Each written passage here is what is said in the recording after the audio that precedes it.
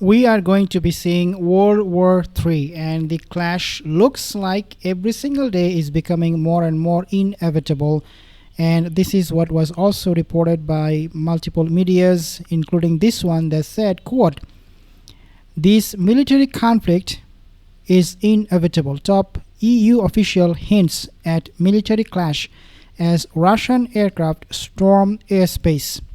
What are we talking about here? Well, that's what we will be unpacking in this particular video. But before I move on, if you're not subscribed to my channel, consider subscribing. Let's take a listen at this first. Ordinary surge of hybrid attacks. Every time Russian drone or plane violates our airspace, there is a risk of escalation, unintended or not. Russia is gambling with war, and we are moving beyond the realms of hypothetical conflict. To keep war at bay, we must translate economic power of Europe into military deterrence. And that means that they are really playing with fire, and they're really escalating here. So that's why we need to be stronger, and we need to be ready when it comes to our own defense. And to your third question, we welcome all the tools that make Ukraine stronger and Russia weaker. Okay, so what she was talking about here, she was talking about one of the incidents or one of the occasions where Russian forces, they have violated another sovereign nation, and that in this case is Estonia. If you do not know, in Estonia last month in September 9th and September 20th or 19th, for two occasions, Russian forces, they have infiltrated their airspace, Estonia's airspace.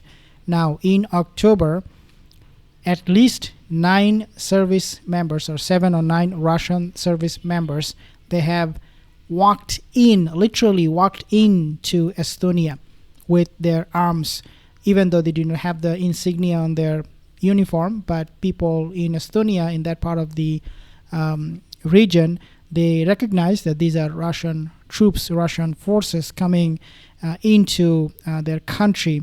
Now the war is inevitable between NATO and Russia, and this was also being echoed by this guy, Zelensky. Let's take a look what he's saying here. Зараз вже відновили постачання електрики для більше ніж 725 тисяч сімей. Київ, Київщина, Дніпровщина, Кіровоградська область, Черкаси, Чернігів. Залишається непростою ситуація на Сумщині, також Харківщина, Херсонщина, Донеччина. Через безпекову ситуацію ремонти ускладнені, протягом дня були нові атаки дронів, обстріли, були нові повітряні тривоги. Ще триває робота і в столиці.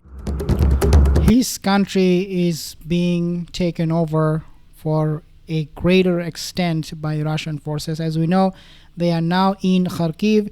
They are now making progress, Russian forces, and every day is becoming very, very obvious that Ukraine will fall into the hands of the Russian forces.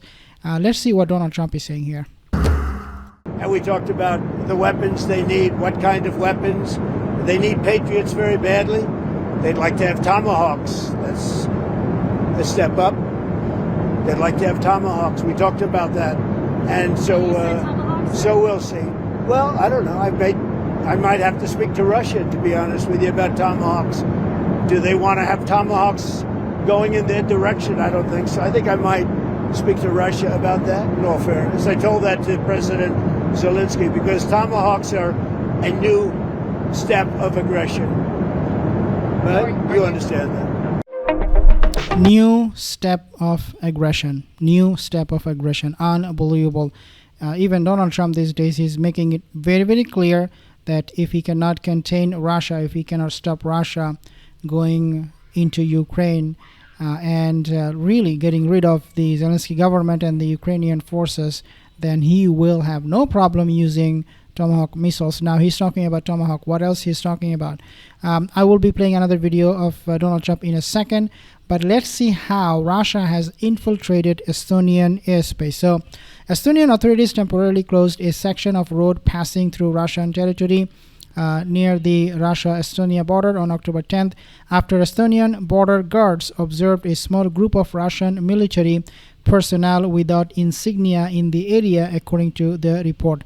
Now, this is coming, Meelis Saarepuu, I think, is the head of South Prefecture of the Estonian Police and Border Guard Board, and so it's coming from them, reported on October 11 that Estonian authorities closed a nearly like a 1 kilometer or nearly they have closed nearly kilometer-long section of the road between Varska and Saatse. Okay, so this is what they have closed up, a portion of which runs through Russian territory for safety reasons. Okay, for safety reasons, after observing 7 armed Russian service members near the Russian section of the road the day before. Now, Saarepuu said that judging by the uniforms of the soldiers, they were not Russian border guards.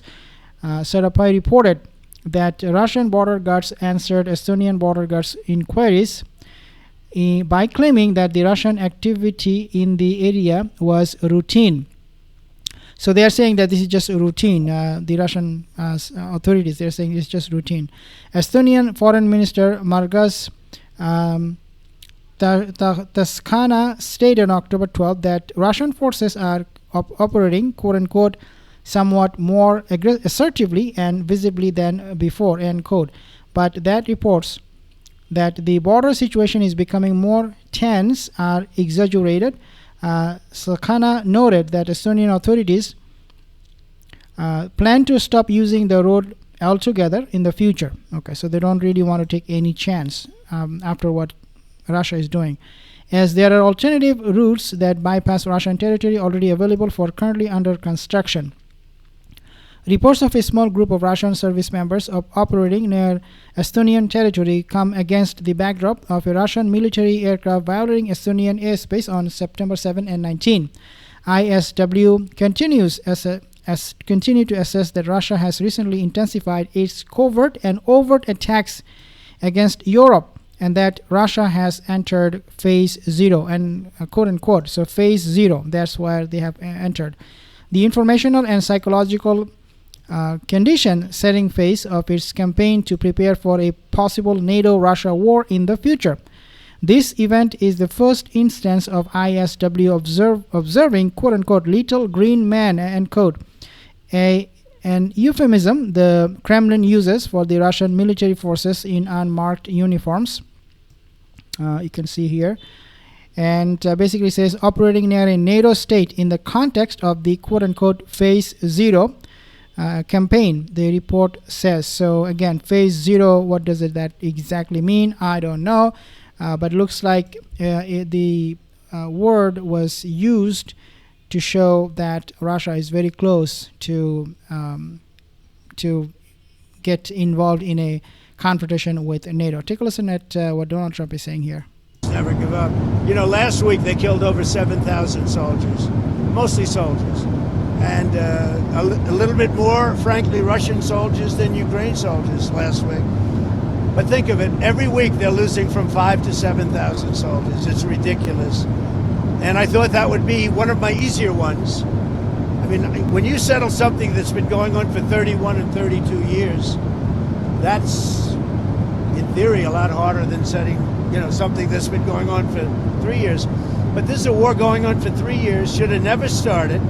Frankly. Okay, so let's actually go with this report right here, where it says that Putin a NATO war escalation. It basically is suggesting something much sinister, something much worse is yet to come. What we are seeing already is a very, very dangerous situation. But again, what is going to be coming in the next weeks or months is going to be much, much worse. This is what was reported, that top EU official, she hinted at military clash between Russia and NATO after they have observed that several Russian aircrafts they have violated airspace of NATO countries, including Estonia. And we also have seen reports coming from Poland, where Russia is infiltrating their airspace by land also at the same time. And this is just becoming a routine now for the Russian forces, which is not sitting well with NATO. So they would not mind use Tomahawk missiles, as Donald Trump hinted, if they have to do so in order to stop Russian advancement and getting into other territories other than Ukraine, and creating really a lot of a headache for the NATO countries. I don't think they will hesitate to use Tomahawk in that instance to stop Russia, really. But we'll be giving you more updates. Subscribe to my channel. See you in the next video.